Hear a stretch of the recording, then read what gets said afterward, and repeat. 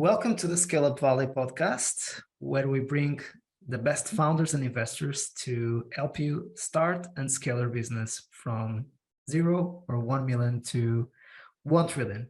As you see, I'm improving my pitch because I'm covering more the spectrum from starting up to scaling up, and because I think that starting up is very important to a discipline that we need to know in order to be able to scale up successfully. And we have been covering founders and investors in different stages in the VC industry.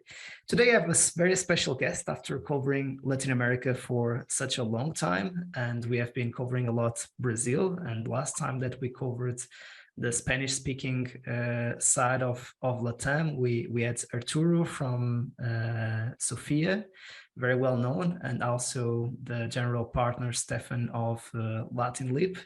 So it's with great pleasure that I introduce Maite, the co-founder at Truora. Maite, welcome to the show. Mike, thanks for having me. Super excited to be here.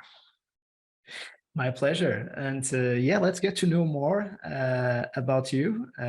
You definitely are doing great things in the Spanish-speaking region and in Mexico and Colombia. And so who is Maite, and let us know also more about Truora.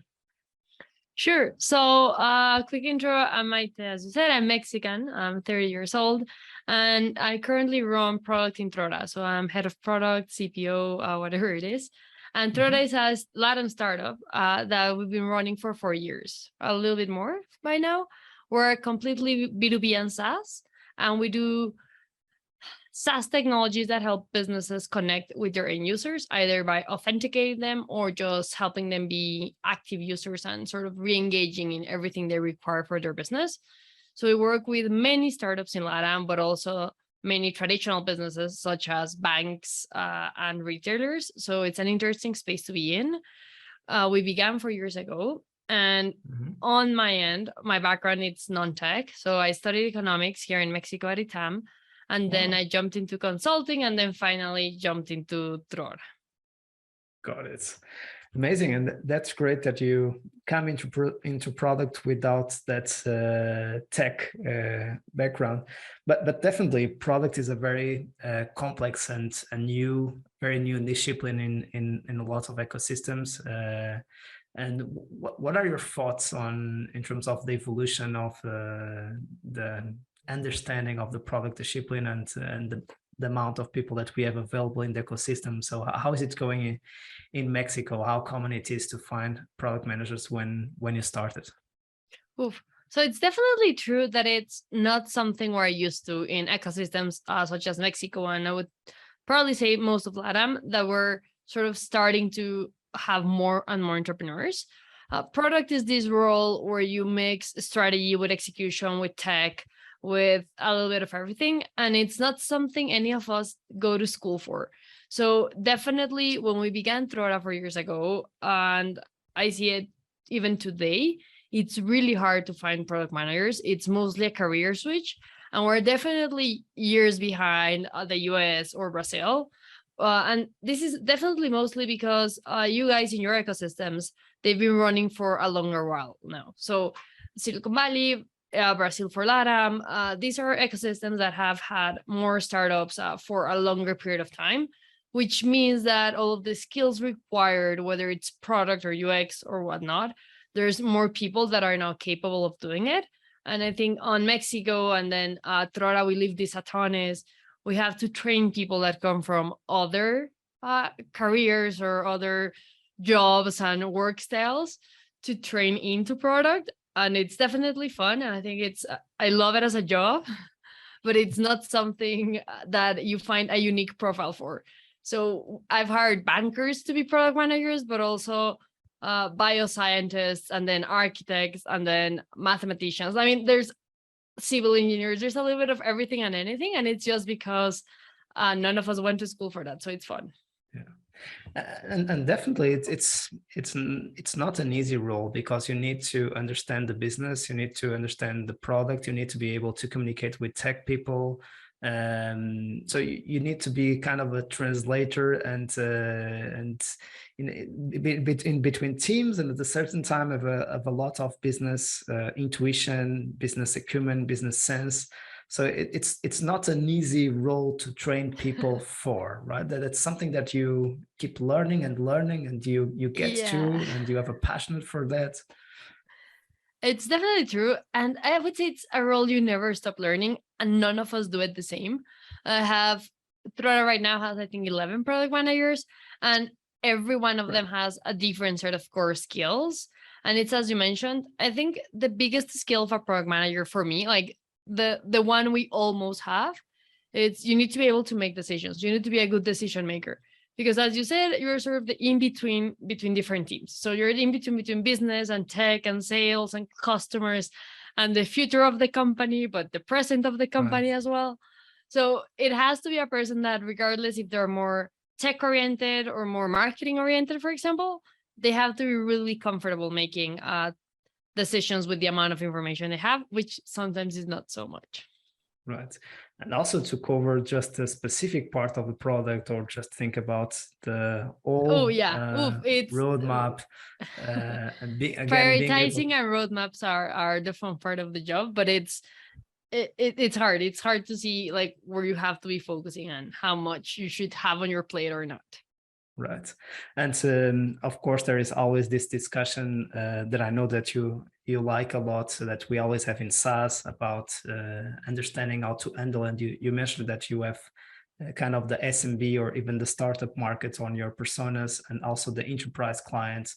And especially at early stages, it's very difficult to resist to the temptation to do everything that an enterprise customer that is so big in our portfolio of customers and represents an important ARR or MRR. And we need to make them happy, but at the same time, we don't want to create a Frankenstein out of the product, right? Oh, that's definitely one of the biggest struggles. Like, how much do you listen to these huge enterprise customers without building specifically for them?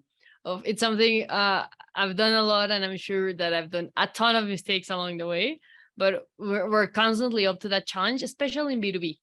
I think when you're doing a B2C product, you can sort of think on the masses. So how many people are using this feature? How many people are responding? When it's B2B, it's a little bit harder, because fewer people, if it's the right people, may just mean that much more amount of revenue. So yeah, as you said, it's not always easy. And even looking into, at the same time, one of the advantages of B2B is really you are able to nail into an ICP and keeping adding niche after niche and having a little bit more clear feedback. But at the same time, those customers represent such an important share of the revenue of the company that's when it becomes difficult to prioritize, because should we prioritize for the future growth or for the present growth? Because if we are not able also to show traction and revenue numbers, we'll not be able to raise the next round. So, but at the same time, we might be killing the company some quarters ahead of time because we are prioritizing the wrong things, and we are going just for revenue and not for the, let's say, the structure or the purpose or the mission or the vision of the company, and what we want to build, which is always difficult to know clearly what it is, right? So it seems easy what I'm talking about. No, I, like you're talking, I'm like, you're preaching to the choir. I definitely, like, that's the exact situation, right? We all think we have a vision of where we're going towards, but then you have huge customers that want something that maybe is a bit different, and then you have to actually be super strict if you have more customers that are going to be able to use it, or if you're becoming a software factory for this big revenue customer. So it's definitely a struggle, and it's not always clear. Like, there's decisions that seem obvious and there's others that not so much, and it's hard. And kind of going into, should we go into a long sales cycle, which will create more pressure again in the short term, but at the same time, if we count the number of customers that we need to get into the 10 million ARR or 5 million ARR or even 100 million ARR, the kind of the big dream, of the future, but then at the same time we might be able to land smaller customers quicker, but we need to have a lot of them in order to be able to get into $10 million ARR, right? So those kind of decisions, and again, it's not only about revenue, but at the end of the day, the VC you game, need it, but you need the it, VC right? game needs revenue. I mean, yeah. And I think that's the hardest part, and especially when you're building something on vision. So when you're building something for the long term that's not bringing short-term revenue, that's the hardest, because you may get it wrong or you may hit the jackpot, but as short-term, you definitely need that revenue for that next month, for the next investor meeting. So it is definitely a weird game. And I think that this is a great point that you just brought, that I like to speak a lot about it when especially in SaaS, but in any startup, in any scale up, it's working not only in the short term, but also in the midterm. So especially in enterprise, it's a game that it takes time to really gain momentum.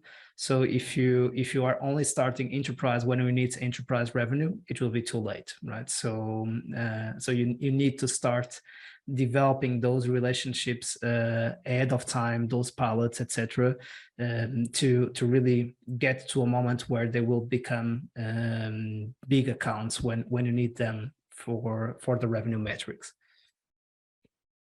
Right. No, it's the bigger revenue metrics are definitely the ones that we all try to push. In Truora, it's really funny, and I would say fun as well. Whenever we have sort of really, really big revenue decisions, we do bring in the CEO and the CTO, who are the other two co-founders, into the conversation. And I would say if it's a super, super big thing, we try to do it. But if not, they definitely try to bow to product, just because in theory, we are talking to more customers and more sales and so on. But when you need to do some sort of pivot or change, that has to be a company decision regardless of the customers. And that's sometimes a bit harder. Right. And not forgetting, especially with a company, as we were saying, with the pressure of an industry that will always judge you by the revenue you get, not missing the important sustainable product metrics that we need. So the NPS of the different features of the experience or the journey of the customer, really being focused on adding value to the customer and being able to solve pains that the customer values and that is willing to pay for. You were reading my mind. You even it's not that they have the problem, it's that they want to pay for the problem. It's definitely an issue. Exactly. And I think even if we're B2B, definitely everything is user-centric, right? So I think the biggest challenge maybe when you're B2B is you have the end customer, so the customer of the business you're serving. Exactly. And then you have the business, and they have different needs. You have to sort of think on both and sort of play around on the roadmap at which point which one is more important.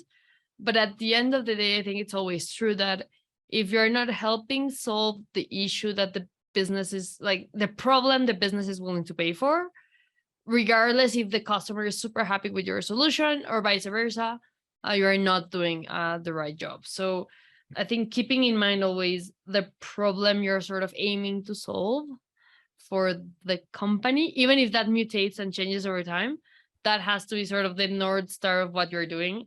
And I mean, in Truora, and I'm sure almost every product manager in the world, we plan to improvise. So we do the roadmap, we plan, we think the strategy through, we sit down and sort of bring everyone forward on what the strategy for the next cycle is going to be. But then things happen, customers change, the market is constantly changing, and then we improvise and we switch the roadmap mid-week, mid-anything.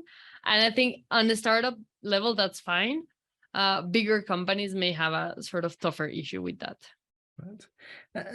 Something important that it's in my mind as we speak about this is definitely when we are trying to implement OKRs and making the vision more clear for everyone in the company, there are some people that would complain that we are too revenue oriented in all our decisions, and people don't relate so much. First, how my work would impact those revenue metrics, and second, it is not exciting me as a member of the team to work for this company. So as a founder, it's super difficult. How do we balance what are kind of the KPIs that we need in order to build a sustainable business, and especially a business that is that fits a VC mentality, to be able also to produce results that investors would like to be part of our next round and to stay with the company for the long term, but always being able to serve the customer and the people that are serving the customer, kind of the two sides of the marketplace that any startup and scale up needs to take care of. And if we are able to do that, usually we are able to produce the results that investors want. But first we need to make people happy, both on the customer side and on the team side. So that's why it's difficult, this component of communication, giving clarity, but at the same time, don't lying to people that those are the metrics that we are judged by, right? Oof, that's so true. And I think you're right on point. Motivation for the team, I think it's the most important part. You're as good as a company as the team you have, and as motivated as your team is. And we've all had bad days, right? So we all know when you're not motivated, you don't bring in your A game, and people in their A game are just better. And that's just it. For us, we actually struggled with this at some point in the life of Truora. I'm sure we still do. Communication is extremely important, but we struggle with what you said on, we were only communicating revenue as a metric, and some people and some jobs sort of questioned how what they were doing was impacting this revenue. Even if as a founder that you sort of see everything that's going on, that you can sort of bring down the strategy to every single task, when you're doing one of those somehow seeming small tasks, it's hard to see the big picture. So we had to become way better at communicating how sort of each and every piece of the team contributed toward that goal of revenue and how they didn't. But it's not something we started with. I think we began way more simpler as a company. We were, okay, this is the revenue. We made sure all of the team was part of the customers, especially since they're big enterprises, it's sort of easier. So they're part of the integration, they're part of the problem, they're part of the meetings. And then as we grew, we sort of try to keep that going, but we did have to sort of bring down, we don't do OKRs. We tried once and too early for us, but we do metrics and specific KPIs, objectives per team. So they understand how what they're building or doing impacts eventually the revenue line, which is the one that they hear us talk with investors about. So that's the other thing. If you never mention how they connect, they only listen that you're talking about revenue and churn with investors. Well, now burn, but I think those are the only metrics we talk with them. So yeah.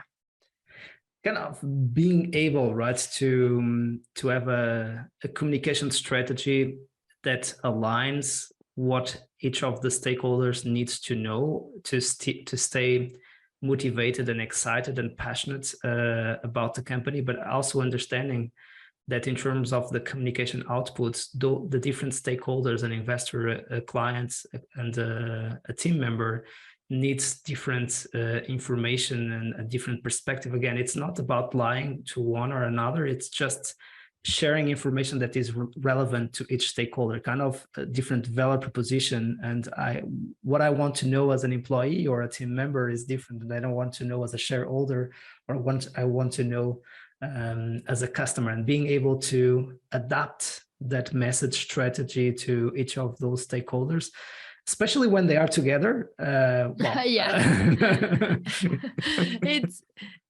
I think it's definitely a challenge.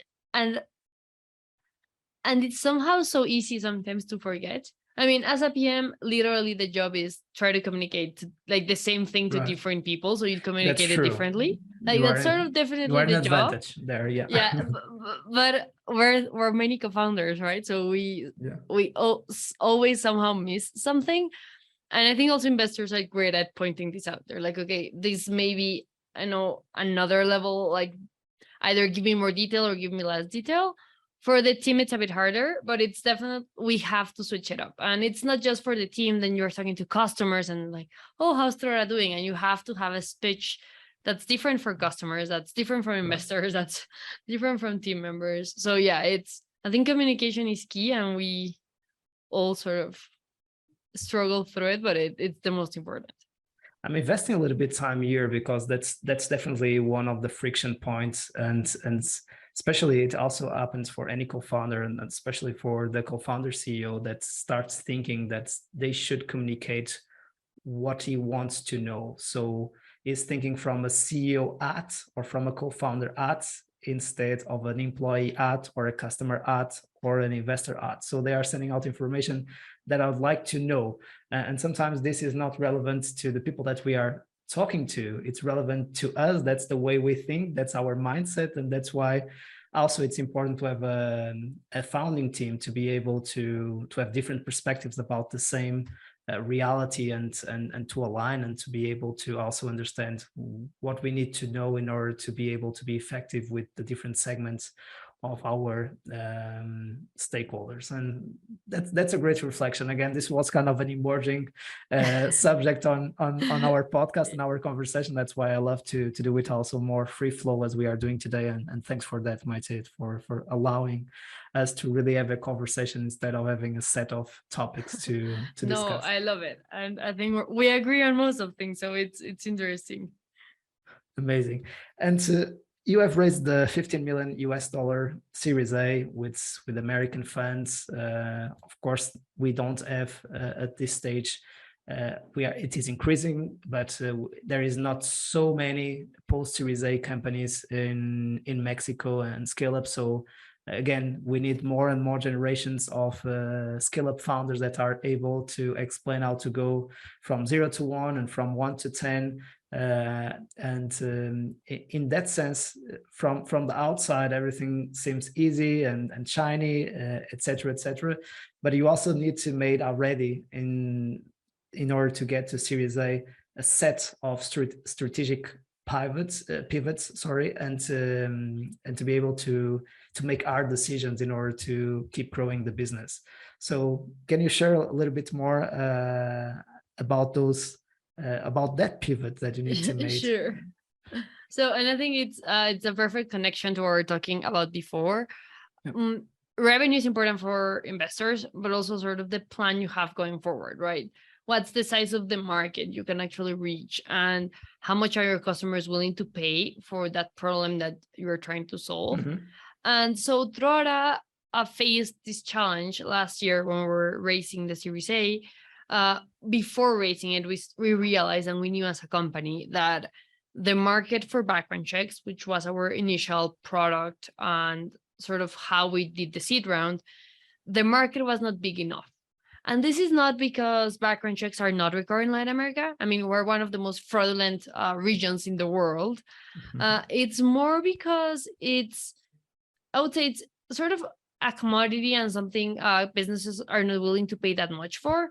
And it's also so dependent on government that the level of service you can grant, it's limited up to a certain point. So when you mix these two things together, it brings any business to only allocate a certain amount of money to doing a background check, because the sort of benefit it renders, it's not that big. And so we identified that we needed to expand from that product to other products and to sort of to grow the market. So definitely sort of growing that product market fit market and TAM size. And we started exploring into different products. We started building one that's a KYC. So for those not in tech and banks, it's basically when you digitally identify that someone is who they say they are. So I take a picture of your ID and a picture of yourself, and I cross-reference them with a few AI and machine learning models on top of them to make sure that neither the picture nor the person is fake. And this is great. I mean, it's used in most of technologies today for digital banks, e-commerce, and such. So we were exploring that market as Truora. So we were exploring sort of that market size. when we realized again that the budget for that in most businesses was also not the biggest one. And this is, I think, really interesting because LATAM right now, it's on a growing phase. Most of startups and most tech companies are in a growing phase. And when you're in that phase, while you definitely care about not having fraudulent people in your platform, you care more about having people in your platform. You want more users, you want more customers than blocking customers that may be bad. So talking with our customers about this and sort of when we're building our expansion strategies, we realized that the struggle they had the most was they may have the best app in the market for authenticating Maite and then giving her a credit card, but they're not getting enough users to that point of their app. And sort of this allowed us for an opportunity to explore a different way of doing what we were doing. So these digital onboarding and background check solutions that were all meshed together, that were in an API or an SDK, so businesses could use them on their apps. We started thinking a little bit outside the box, and we realized that if we help them bring those users in and help them be active users for their service, we had a better chance of a market where they had a lot of more budget for. So what this translated into was that we connected our products into WhatsApp for now. That's a messaging service in Latin that we all use all the time. Brazil and Mexico, I think we use it 90% of the population. Is something crazy, a little bit more. The open rates are unreal. So we translated our services into that channel for communication, and the market grew. We started to grow a lot, and we saw a lot of sort of willingness from our customers. So in a nutshell, what this did was it expanded our market size, because we did not just help companies filter out bad players, we helped them reach more players, so reach more users, potential clients for them on a different channel. They were able to make them happy customers for their business, and then they could use Truora services along the way to keep communicating with these users.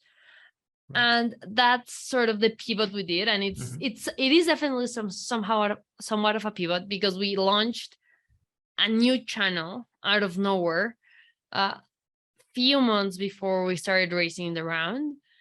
And if you are not connecting sort of the pieces on, they communicate to WhatsApp with end users, so end customers, and when they offer them the credit card or the credit loan, which I think is one of the best use cases, you get a message, a WhatsApp message, and you're a farmer somewhere in Mexico, and you get a message that says, hey, like this company wants to see if you're interested in getting a loan for your plot, whatever. Do you want to continue this conversation? So the farmers are able to continue conversation in the WhatsApp, and then we ask them for their picture and for their national ID, and we authenticate them and validate them as Truora. But I think that sort of was the biggest change that we did, and it was mostly because we needed to increase the market size so we could increase the chances of getting more revenue in the future. Right. That's a great point. At the time, what was the head count before Series A when we were preparing the fundraising stage? So I would say before Series A, we were already big. We were around 110. 110, wow. So we operate. We operate in 7 countries. So since before the Series A, so sort of that's why we needed the headcount. And after, so at the moment, what is the? We're 150. Wow. Okay. That's a lot. It's a lot. So just to understand also how difficult it is to do the pivot and to change direction with the size of that team, because I was thinking that maybe at the time you were at 50 and it was not an easy job already. The size is the hardest. Having a large team, it's harder than many founders imagine. I mean, you always think, oh, more hands, it's easier. Doing this pivot was way harder when we had such a large team. Way more people to motivate. We had some switch of team members, obviously, but it's harder. There's more sentiments involved, more people. It's harder. More people, it's tougher. Right. And in terms of the co-founding structure or the founding team, so what are your other, do you have one or two co-founders, and what are So the there's split? two more right now, and Okay. it's so Daniel is the CEO. Got it. So he takes care of mostly growth ideas. So Mhm. that's awesome because sometimes when you're so immersed in product as I am, it's a little bit harder to be thinking on crazy ideas that may work or may not work. So he's Right. immersed in growth.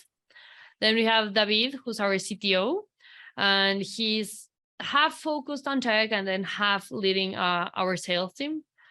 So he's Wow. yeah, it's CTO a and weird sales, this combination. is a wow. It's a weird combination. And then We could stay we have there for hours just to yeah, understand why. I would say a co-founder's job, regardless of the role, is to fix the biggest company problem. We had an issue doing sales, so he took one for the team and did an amazing job, sort of trying to turn it around. He's delegating that now, but at the point and at the core, he's sort of the founder that oversees that. And I'm dealing more with product and expansion. We have a fourth co-founder, but he's a tech lead and he doesn't like to be in the management team, so he's more of a silent one on that. Right. Right. It makes a lot of sense. There are also those co-founders that help a lot in the 0 to 1, but then when things become a little bit too bureaucratic, they are more an artistic soul and they prefer to do what they love instead of being in the bureaucratic conversations about how do we communicate this to the team, how to define the goals, how we'll take care of this tech, and so on and so on. Please let me work. That's exactly what happened. Yeah. So between the other three of us, we focus on sort of the managing and running things around. And we have this interesting way of working, which we call it the Benevolent Dictatorship. So we try to have lanes so everybody can make decisions without the other one. And we each have our own areas where we're dictators, and I think it works. When you have too many co-founders, you sort of need a system.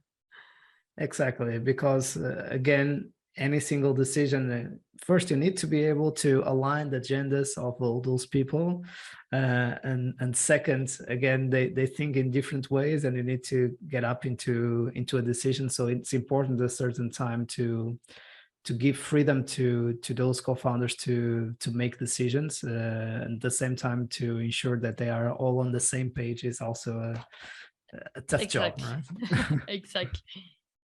And I think with large teams, like one of the things that you should not do is exactly that, like focus a lot on sort of being on the same page, because every decision of the company, then you become the blocker rather than letting the team decide and just becoming an enabler. So we try to do that. That's sort of towards where we're going. And avoiding those conversations about, you should have told me about that before you took the decision. I think those are really blockers and will slow down the decision-making progress. And again, it is more useful, those kind of thought process where we say, look, if this has the potential to break the company, let's sit down and discuss. If you can change that decision, let's decide and learn with execution. And if we conclude that we were wrong, we just change our decision and we fix the problem. So we should focus just in, and it should be kind of 1 or 2 decisions a year that we really need to sit down and dissect and discuss a little bit more, right? Instead of just going through every single decision, the office, the customer, and we used to do it before, and no, it was a terrible idea. So now I think it just runs more smoothly. Really important things should come to light or be shared, and everything else, like, we trust you run it as best as you can, sort of thing. Right. And kind of the challenges of pivoting already at 110 people in 7 markets. Those 7 markets are all Spanish speaking, or also Brazil? No, we do have Brazil. And Brazil as well. Okay. Brazil was one of our biggest challenges. We actually bought a company in Brazil that's called Sapsang. So they do electronic signature, and that was really aligned with what we needed in our roadmap, and the team is amazing. So now we're really lucky to have sort of that Brazilian team sort of spearheading Brazil as a whole. And it took us a while to realize that you definitely need a little bit more separate teams, not just because of the language, I would say culture. So really big countries will get their quote unquote country manager and sort of their ideation team, just because you need them in enterprise. You definitely need them that closer to how you do business in that country. But we do have Portuguese, but my Portuguese is terrible, so we'll stick to English. Sounds great. And the good thing is that usually Portuguese are able to talk what we call Portuñol. So, Portuñol. And I understand Portuguese, but it sounds terrible. It sounds like Italian. But this is a cool thing about Truora. We have language lessons for everybody that wants them. So we have a lot of people studying Portuguese. Many of the Brazilians studying Spanish. Some randoms in between studying English. So we do try to keep it on a communication level that works. But some people are better at some languages than others. And that's a huge advantage, because that's definitely a region and the continent, almost two continents that you are able to be in touch with if you speak two languages, right? And they are not so different. Let's say they kind of have the same Latin origin. Yeah, the structure is similar. So it helps.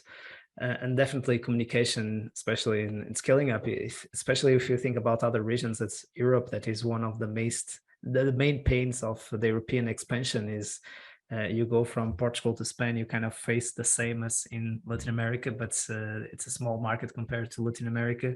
And then you need to go France or the UK or Germany and need to speak German or French. British. That's great advantage British for Latin America here. Yeah, I would say that Spanish, I mean, with two languages, Spanish and Portuguese, you can get to all of the regions. So it is definitely an advantage. Sounds great. And we were talking a lot about this, about the short and the midterm. And I was also asking you to provide a little bit more of context. So when you were making that pivot, how many people you had in the team? What was your co-founding team? But doing that pivot again in an emotional roller coaster of preparing fundraising, you never know if the decision is right or wrong. So, and you are doing a kind of a very important decision for the company that can again, but at the same time, if you stay the same, you know. Exactly. You know that probably you will not be able to raise that round, or even if you raise, you will have a hard time executing the numbers to raise the B round in this case. So you were raising the A round. So you need to be clear what are the outcomes or the metrics that you need to deliver in order to raise the next round in the next 18, 24 months, let's say, or even 12, 18 if we want to be more aggressive. And then you need to be able to convince all the team that this is a decision to make. So in order to implement the decision, so that we are kind of two phases, right? The first, having the leap of faith of making that decision with uncertainty and incomplete information. And second, being able to have the team trust us and embrace that decision and execute that decision as quickly as possible, because there is no kind of in the indecision is kind of the death kiss, right? So exactly. We need to commit. No, I love how you're understanding this, Mike. It's exactly what it happened. And I think the key word you mentioned is you need to commit. So that was the hardest. So the way we did it was we divided the team. A small group started experimenting. They were led by the CEO, experimenting different things they thought would sort of work. When they landed on this one that was helping our current customers connect with users, it started making more sense. And the more sense it made and the more customers we sat down with that sort of wanted it, we started pulling teams and pulling people from other teams into sort of this pivot idea to build the MVP, because we did need the MVP before the round. Right. And I think something that's really amazing about Truora, it's the team they were all in. They trusted, they asked questions, a lot of them, but they were all in. So that was really amazing, especially we're committed to the round.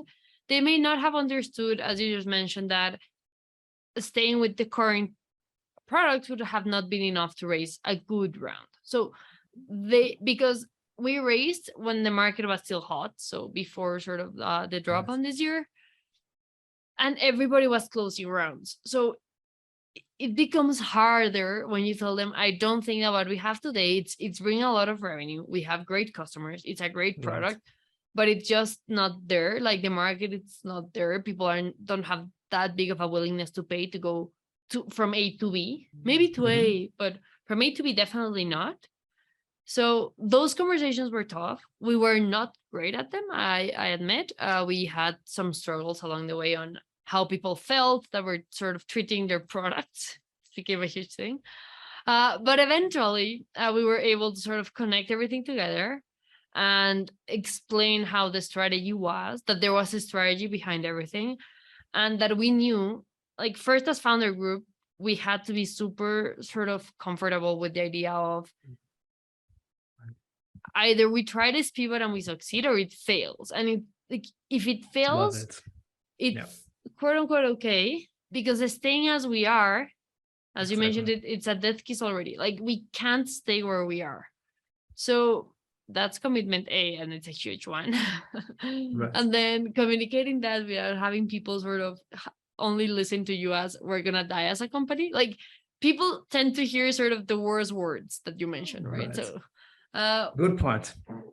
That's true. We had to sort of bring everyone in together. And something that really, really helped, once we launched the pivot and we were able to raise a round around it, after that, we were able to get all of the team together in person to sort of refresh and rework on the strategy, on why was this important, why the next year we're going to be building things in a different way, why the user was now different, the customers were now different.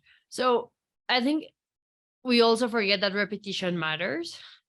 And it happens that as a founder, and if you're leading the pivot, you listen to it 1,000 times. You talk to hundreds of customers, hundreds of investors, you get all the feedback loop closed, you're bought into the idea or not. But if you are sort of, you're filling on all the gaps of questions that you may have. When you're an engineer that's working on one of the other products, they listen to you on the all hands maybe once a week, and maybe they did not join for 1 week.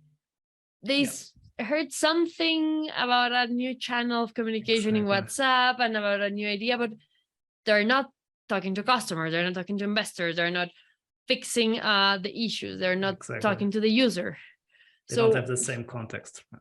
Exactly. And for those people, I think bringing them more and more context would have made everything simpler. So if anyone ever plans to do a pivot, everybody needs the context, especially in our culture that everyone's always sort of really bought in and together. We hate the idea of just listen to me because I'm the founder. We don't operate that way. So we had to sort of convince them. Yeah, and over communicating and being candid and explaining the why and going through each of the step. And again, it's I think one of the main challenges that I've seen advising companies is helping sometimes the founders explain how the VC game works to everyone in the company, because the majority of the team members don't understand the VC game industry. And then you start having those philosophical questions about, look, but why don't you talk with investors and you tell them that you need an extra 3-year window, and or why don't we go into let's say a lifestyle business, or and stay a little bit more stable for a long time? Again, it's okay to ask those questions, but again, as you said, we need to really commit that we want to go big or go on. And usually that decision needs to be made a little bit earlier in the history of the company, if we want to go bootstrapping, or if we want to go more of a lifestyle.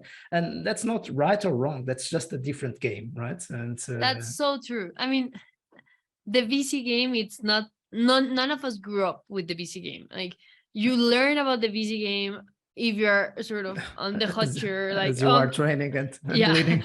as you're heading towards the fire, you learn a little bit more about it. But so it's definitely unnatural for many people, and you have to sort of talk through it. And as you said, there are decisions that have been made for years or for a long time, but you sort of have to recommunicate and rephrase them and rebring them to the table. And again, understanding the maturity of the ecosystem and understand that maybe in some ecosystems you have different generations of people that have been in VC-backed businesses and have gone through the ups and downs of those decisions, of those rounds, because there is always an excitement after raise the round. So, and then we need to be quick about deploying the capital and effective about deploying the capital. Then those decisions and that deployment of capital needs to start producing outcomes that we're getting closer to the next round. If the outcomes are not coming, we are asking if we made the right decisions some months ago, and if there is anything that we can do to pivot and fix that stuff.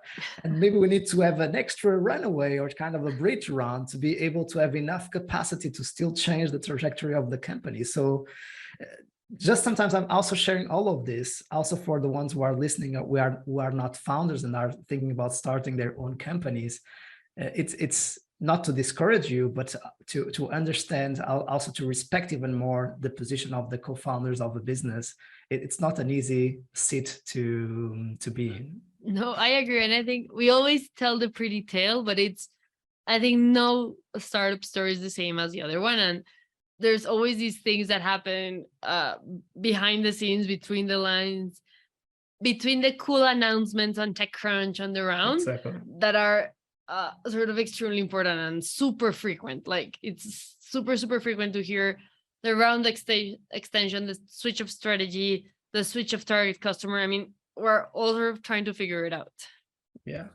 And today on purpose, as you see, we went more free flow in our conversation. So we not go through the typical stuff about how to build a founding team, how to fundraise, how to build a deck, et cetera, but we have kind of combined it all together, and we went through some advice that we think it's important for kind of culture, building the company, understanding how to stay focused, the product discipline, the maturity of the ecosystem, communication, the emotional roller coaster of being a founder. And something incredible also to highlight is to have a female co-founder in a Scaleup, which is amazing, and we want to see more and more coming, and also in the Latam region and the Mexican in Mexico.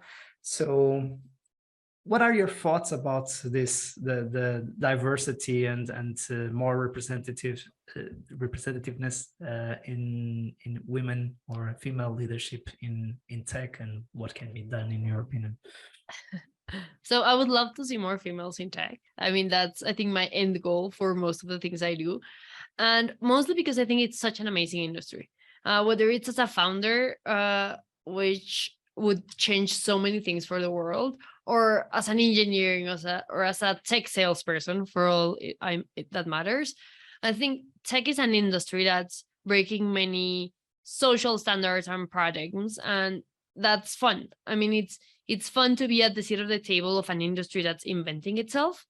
And I think we definitely need females on that table to make sure that it's built a little bit more equal, or a little bit more fair, understanding different work-life balance circumstances that usually are more gender oriented. Some things that I've seen that are amazing, it's when you have, whether it's female or diversity as a whole in your decision management teams, or even in the product teams, and I'll speak from experience, you get to build a way better product, because as humans, we have this tendency of building towards the problems that we experience, that we have. And when you're trying to build for somebody else, we need to understand that 50% of the population at least is female. Not everybody looks like us. Not everybody lives the same life or has the same problems. So that's when everybody says like, oh, diversity matters in a company.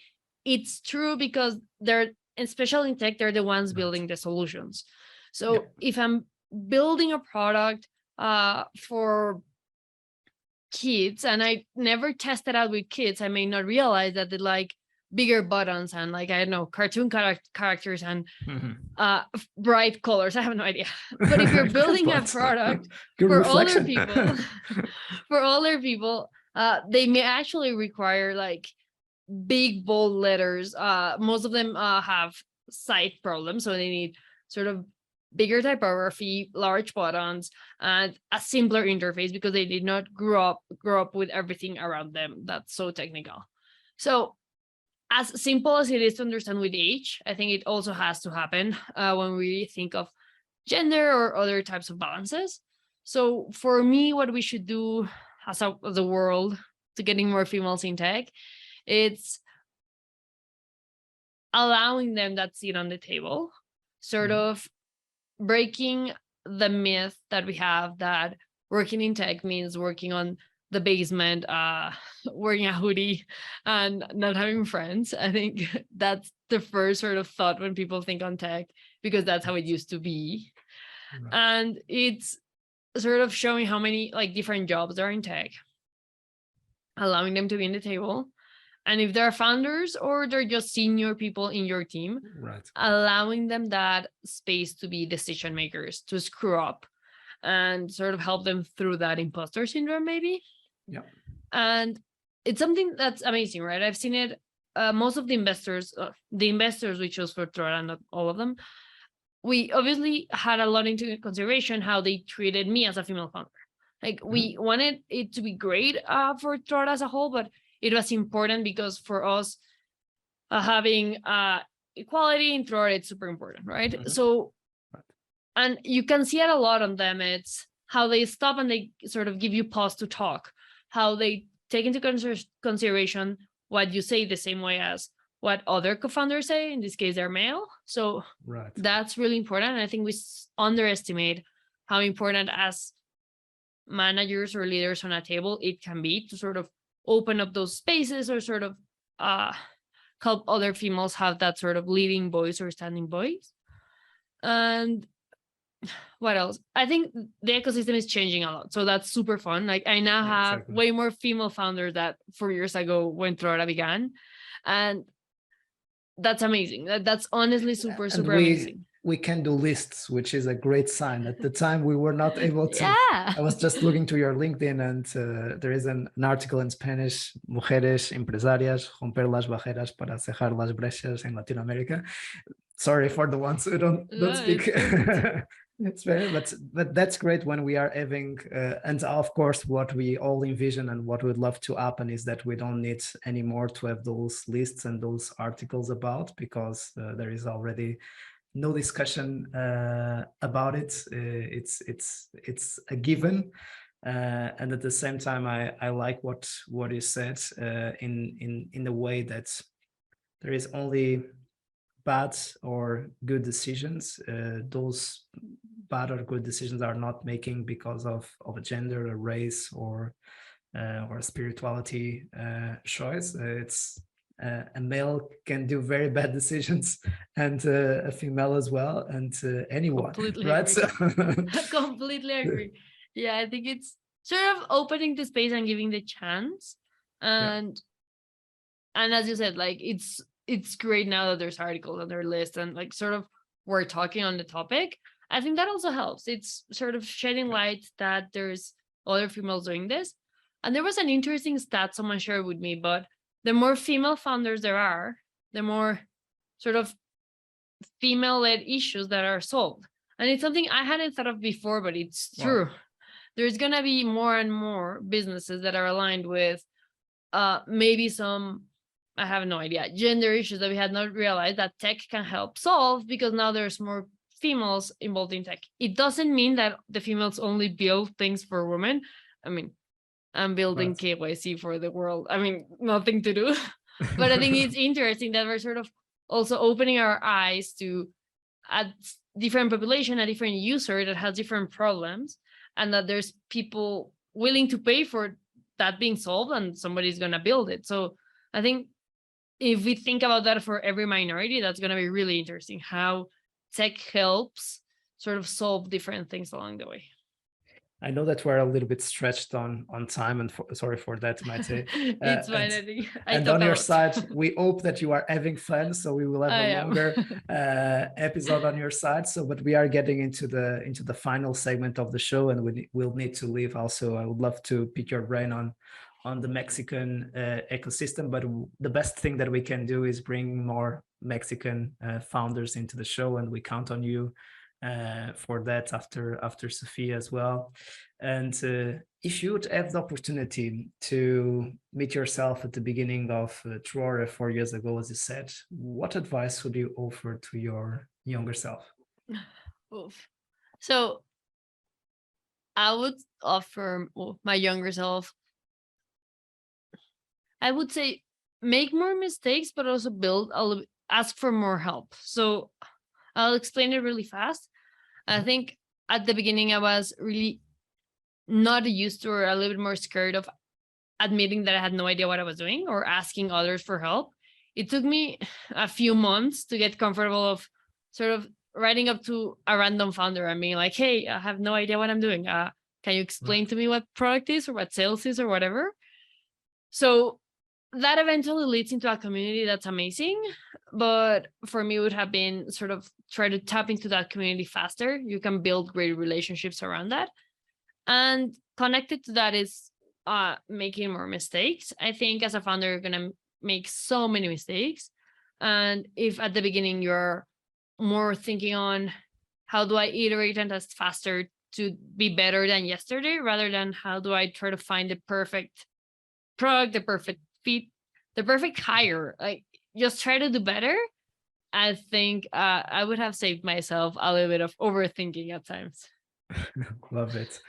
And what are you the most proud on your journey so far? Any skills, any moment of truth, even the pivots that anything that comes to your mind immediately when I ask this question? Most, I would say it's the product team we have today. Sort of that lesson of shaping people that today are amazing PMs. There were some struggles along the way, but I think we have the team we have today. Thanks to those learnings and sort of putting that together. And it's, I think, the thing I'm most proud of, definitely.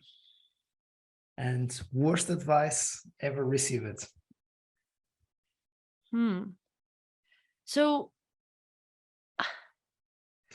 many people like, worst advice. I guess it would be sort of all these fear people put on you when you're an entrepreneur of you shouldn't try to sell to that company because you're not ready.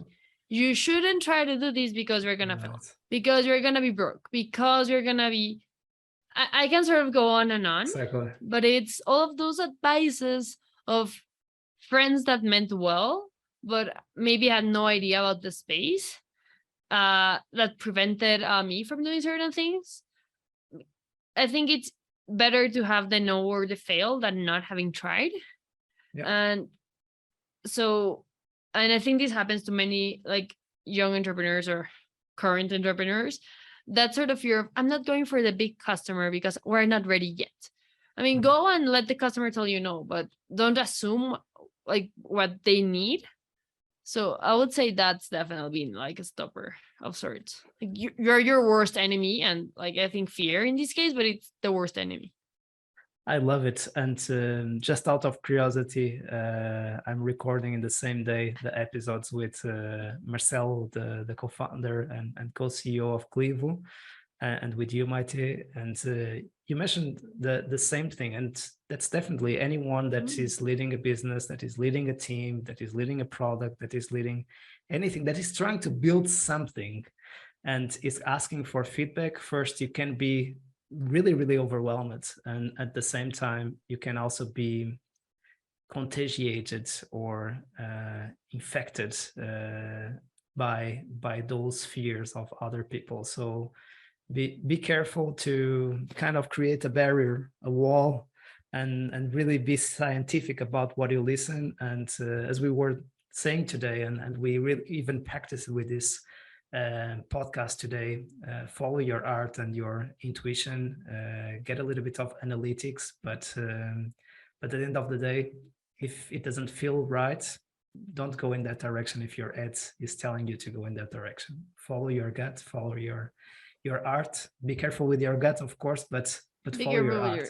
I agree. Test it out of it. Test it, but I think follow it, and test it out. Try it small. If it works, go bigger. And Even go better. Bigger. Yeah. Good parts. Even better. Thank you, Maite. And now, quickly, resources. Your favorite book. So, product oriented. I would say I read more about culture, so I like the Netflix one of No Rules Rules. Favorite book, Life. I read novels, so I would say like Pride and Prejudice. So nothing to do with this. Sounds amazing. That's always possible. Also to bring something completely outside of business and outside of product. Favorite movie or series? So I'm a royalty fan, so I would either say Downton Abbey or The Crown. Got it. And finally, your favorite podcast? Ooh, so this changes from time to time. I'll recommend two. The first one, I'm a huge nerd, so I like to be on top of world news. So I listen to The Intelligence from The Economists constantly. Got it. And then for early entrepreneurs, I love Masters of Scale. I think it opens, like for me, it helped when I was beginning, sort of opened up my mind of so many cool stories of founders out there that I really liked it. I listen to a lot of podcasts. I think it's my most source of communication, but those two, I would say, work. Definitely also one of my benchmarks and inspiration, the Masters of Scale. It's amazing. I think for all of us, it's that ethos, and it's amazing. And what I always had in mind, and the dream and the vision for this podcast was to be the Masters of Scale for kind of 0 to 10 people. I love it. Right? So you're on the right track. Giving the stage to the ones who are not yet the Masters of Scale, but are becoming the Masters of Scale and would be the Masters of Scale sometime ahead of the curve. And I'm hosting them now. So Maite, one step ahead. Really a pleasure to have you on the show. Congrats for everything that you have made. You are always invited to come back to reflect about other topics and about your progress with Truora. All the best, and thanks so much for making the time. Thanks, Mike. It was amazing, and I love what Scaleup is doing. So thanks for having me, and we'll be listening to your other episodes of different founders. It's fun. and share feedback. We do this for you and for all that are listening. So you are our audience, and we do our best to make this useful for all of you. Because our purpose is to make your life a little bit easier as you start and scale up your company. See you soon and keep scaling.